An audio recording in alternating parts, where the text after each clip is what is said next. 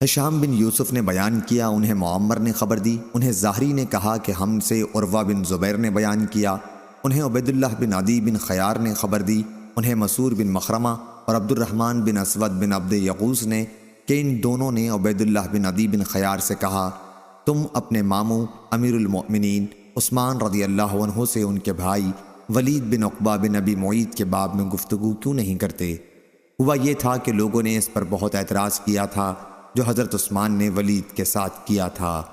عبید اللہ نے بیان کیا، جب حضرت عثمان رضی اللہ عنہ نماز پڑھنے نکلے تو میں ان کے راستے میں کھڑا ہو گیا اور عرض کیا کہ مجھے آپ سے ایک ضرورت ہے، آپ کو ایک خیر خواہانہ مشورہ دینا ہے۔ اس پر انہوں نے کہا، بھلے آدمی، تم سے تو میں خدا کی پناہ مانگتا ہوں۔ یہ سن کر میں وہاں سے واپس چلا آیا۔ نماز سے فارغ ہونے کے بعد میں مسعور بن مخرمہ اور ابن عبد یغوث کی خدمت میں حاضر ہوا اور عثمان رضی اللہ عنہ سے جو کچھ میں نے کہا تھا اور انہوں نے اس کا جواب مجھے جو دیا تھا سب میں نے بیان کر دیا۔ ان لوگوں نے کہا، تم نے اپنا حق ادا کر دیا۔ ابھی میں اس مجلس میں بیٹھا تھا کہ عثمان رضی اللہ عنہ کا آدمی میرے پاس بلانے کے لیے آیا۔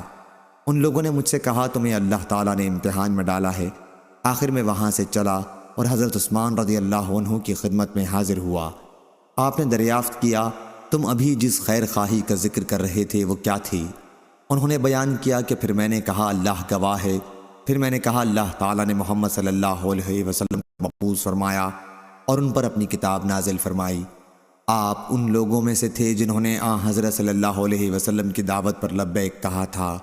آپ حضور صلی اللہ علیہ وسلم پر ایمان لائے، 2 ہجرتیں کیں، ایک حبشہ کو اور دوسری مدینہ کو۔ آپ رسول اللہ صلی اللہ علیہ وسلم کی صحبت سے فیضیاب ہیں اور حضرت صلی اللہ علیہ وسلم کے طریقوں کو دیکھا ہے۔ بات یہ ہے کہ ولید بن عقبہ کے بارے میں لوگوں میں اب بہت چرچا ہونے لگا ہے، اس لیے آپ کے لیے ضروری ہے کہ اس پر شراب نوشی کی حد قائم کریں۔ عثمان رضی اللہ عنہ نے فرمایا، میرے بھتیجے یا میرے بھانجے، کیا تم نے بھی رسول اللہ صلی اللہ علیہ وسلم کو دیکھا ہے؟ میں نے عرض کی کہ نہیں، لیکن حضور صلی اللہ علیہ وسلم کی دین کی باتیں اس طرح میں نے حاصل کی تھیں جو ایک کنواری لڑکی کو بھی اپنے پردے میں معلوم ہو چکی ہیں۔ انہوں نے بیان کیا کہ یہ سن کر پھر عثمان رضی اللہ عنہ نے بھی اللہ کو گواہ کر کے فرمایا، بلا شبہ اللہ تعالیٰ نے محمد صلی اللہ علیہ وسلم کو حق کے ساتھ مبعوث کیا اور آپ پر اپنی کتاب نازل کی تھی۔ اور یہ بھی واقعہ ہے کہ میں ان لوگوں میں تھا جنہوں نے اللہ اور اس کے رسول صلی اللہ علیہ وسلم کی دعوت پر ابتدا ہی میں لبیک کہا تھا۔ حضرت صلی اللہ علیہ وسلم جو شریعت لے کر آئے تھے میں اس پر ایمان لایا، اور جیسا کہ تم نے کہا میں نے 2 ہجرتیں کیں۔ میں حضرت صلی اللہ علیہ وسلم کی صحبت سے فیضیاب ہوا اور آپ سے بیعت بھی کی۔ اللہ کی قسم کہ میں نے آپ کی نافرمانی نہیں کی اور نہ کبھی خیانت کی۔ آخر اللہ تعالیٰ نے آپ کو وفات دے دی اور حضرت ابو بکر رضی اللہ عنہ خلیفہ منتخب ہوئے۔ اللہ کی قسم کہ میں نے ان کی بھی کبھی نافرمانی نہیں کی اور نہ ان کے کسی معاملے میں کوئی خیانت کی۔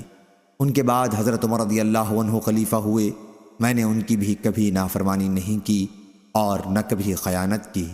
اس کے بعد میں خلیفہ ہوا، کیا اب میرا تم لوگوں پر وہی حق نہیں ہے جو ان کا مجھ پر تھا؟ عبید اللہ نے عرض کیا، یقیناً آپ کا حق ہے۔ پھر انہوں نے کہا، پھر ان باتوں کی کیا حقیقت ہے جو تم لوگوں کی طرف سے پہنچ رہی ہیں؟ جہاں تک تم نے ولید بن عقبہ کے بارے میں ذکر کیا ہے تو انشاءاللہ اس معاملے میں اس کی گرفت حق کے ساتھ کریں گے۔ راوی نے بیان کیا کہ آخر گواہی گزرنے کے بعد ولید بن عقبہ کو 40 کوڑے لگوائے گئے اور حضرت علی رضی اللہ عنہ کو حکم دیا کہ کوڑے لگائیں۔